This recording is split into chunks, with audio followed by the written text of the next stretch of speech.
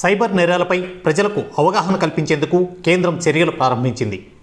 ముందుగా ఫోన్ యూజర్లకు రోజుకు 8 నుంచి 10 సార్లు అవేర్నెస్ కాలర్ ట్యూన్లు ప్లే చేయాలని టెలికాం ఆపరేటర్లను ఆదేశించింది. కేంద్రం అందించే ఈ కాలర్ ట్యూన్స్ 3 నెలల పాటు ప్లే చేయాలని సూచించింది. ఈ ఆదేశాలు తక్షణమే అమలు చేయాలని స్పష్టం చేసింది. ఇకపై ప్రతి ఒక్కరికి ఫోన్ కాల్ చేసినప్పుడల్లా సైబర్ క్రైమ్ కాలర్ ట్యూన్స్ వినపడనున్నాయి.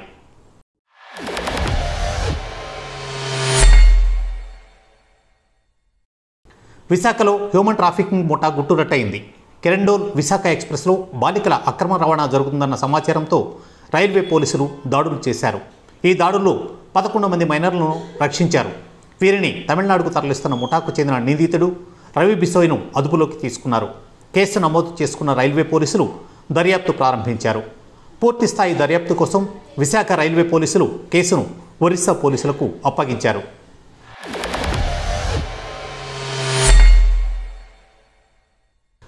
ఈ కార్ రేస్ నిందితులందరికీ నోటీసులు ఇచ్చేందుకు ఈడీ రంగం సిద్ధం చేసింది.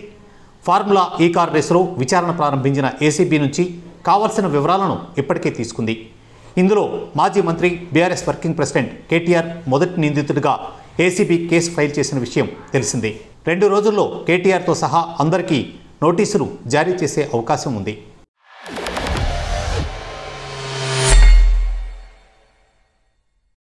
హైదరాబాద్ మహానగరంలో కూల్చివేతలపై హైడ్రా కమిషనర్ రంగనాథ్ మరోసారి కీలక వ్యాఖ్యలు చేశారు.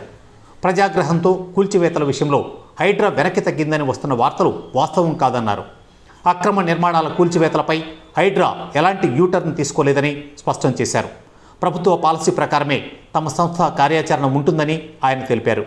2024 జులైకి ముందు అనుమతులు ఉన్న ఇళ్లను కూల్చబోమని మరోసారి ఆయన ధృవీకరించారు.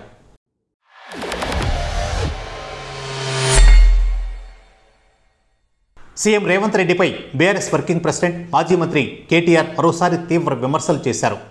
ఆటో డ్రైవర్లకు ఇస్తానన్న 12,000 రూపాయల సాయం ఏమైందని సీఎం రేవంత్ను కేటీఆర్ నిలదీశారు. ఆటో డ్రైవర్లతో పాటు అన్ని వర్గాలను మోసగించారని ఆయన ఆగ్రహం వ్యక్తం చేశారు. సిద్దిపేటలో అప్పుల బాధతో ఓ ఆటో డ్రైవర్ ఆత్మహత్యకు పాల్పడిన వార్తను ఎక్స్ వేదికగా ఇదేనా రేవంత్ నువ్వు తీసుకొచ్చిన మార్పు అంటూ కేటీఆర్ షేర్ చేశారు.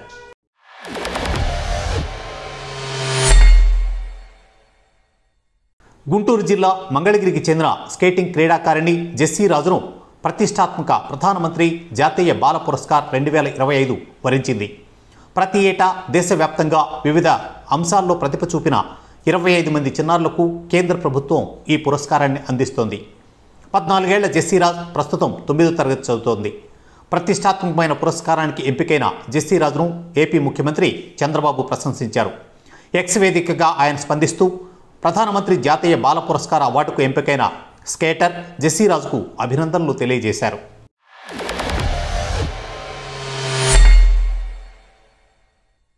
ఢిల్లీ లిక్కర్ కేసులో మరోసారి ఈడీ దూకుడు పెంచింది. డిసెంబర్ 5న అరవింద్ కేజ్రీవాల్ను ప్రాసిక్యూషన్ చేసేందుకు ఈడీ అనుమతి కోరింది. దీనిపై నెలకొన్న సస్పెన్స్ ఇప్పటికి వీడిపోయింది. ఎక్సైజ్ పాలసీ కేసులో ఢిల్లీ మాజీ సీఎం అరవింద్ కేజ్రీవాల్ను విచారించేందుకు ఢిల్లీ లెఫ్టినెంట్ గవర్నర్ అనుమతించారు. ఢిల్లీ లిక్కర్ కేసులో ఇటీవల కేజ్రీవాల్ బెయిల్పై విడుదలయ్యారు.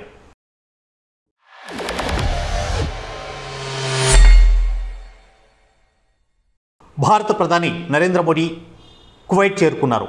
కువైట్లో ఆయన 2 రోజుల పాటు పర్యటించనున్నారు. భారత ప్రధాని కువైట్లో పర్యటించడం 43 ఏళ్ల తర్వాత ఇదే తొలిసారి. దీంతో మోదీ పర్యటనకు ప్రాధాన్యత నెలకొంది.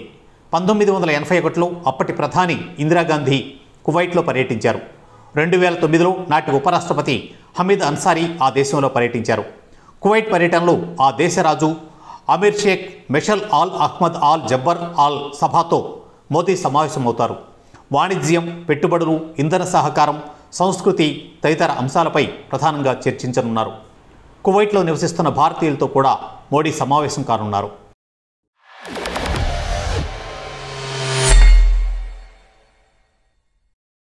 విజయవాడ కనకదుర్గమ్మ ఆలయంలో భవానీ దీక్షల విరమణ ప్రారంభమైంది. నేటి నుంచి 25వ తేదీ వరకు భవానీ దీక్షల విరమణలు ఉంటాయి. ఉదయం 6 గంటలకు దీక్షల విరమణ ప్రారంభమైంది. సుప్రభాత సేవ అనంతరం దీక్ష విరమణలకు శాస్త్రోక్తంగా ప్రారంభించారు వేద పండితులు. భవానీ భక్తులకు ఎటువంటి ఇబ్బందులు లేకుండా అన్ని ఏర్పాట్లు చేశామని ఈవో రామారావు తెలిపారు. అన్ని ఎమర్జెన్సీ సేవలు అందుబాటులోకి తీసుకువచ్చామని చెప్పారు. భక్తులందరికీ ఉచిత దర్శనం కల్పిస్తున్నామని ఆయన చెప్పారు.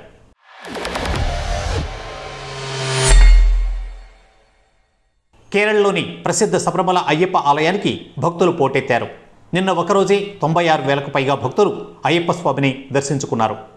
మండల పూజ నేపథ్యంలో భక్తులు భారీగా వచ్చే అవకాశం ఉండటంతో ఆలయ అధికారులు ఏర్పాట్లు చేశారు. నవంబర్ 16న ప్రారంభమైన మండల పూజ సీజన్ డిసెంబర్ 26న సన్నిధానంలో జరిగే ప్రత్యేక పూజలతో ముగియనుంది. రాబోయే రోజుల్లో రోజుకు 1,00,000కు పైగా భక్తులు రావచ్చని అంచనా వేస్తున్నారు.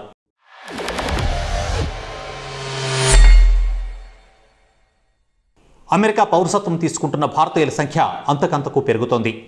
2024 ఆర్థిక సంవత్సరంలో అమెరికా పౌరసత్వం పొందిన విదేశీయుల్లో భారతీయులు 2వ స్థానాన్ని ఆక్రమించారు. US Citizenship and Immigration Services data ప్రకారం ఈ ఏడాది 49,700 మంది భారతీయులు అమెరికా పౌరసత్వం పొందారు. తద్వారా కొత్తగా పౌరసత్వం పొందిన వారిలో 6.1% వాటా భారతీయులదే కావడం గమనార్హం. అత్యధికంగా మెక్సికో 13.1% వాటాతో అగ్రస్థానంలో ఉంది. భారతీయులు 2వ స్థానంలో ఉన్నారు. మన తర్వాత ఫిలిప్పీన్స్, డొమినికన్ రిపబ్లిక్, వియత్నాం ఉన్నాయి. ఈ ఏడాది పౌరసత్వం పొందిన వివిధ దేశీయుల్లో ఈ 5 వాటానే 33% కావడం గమనార్హం.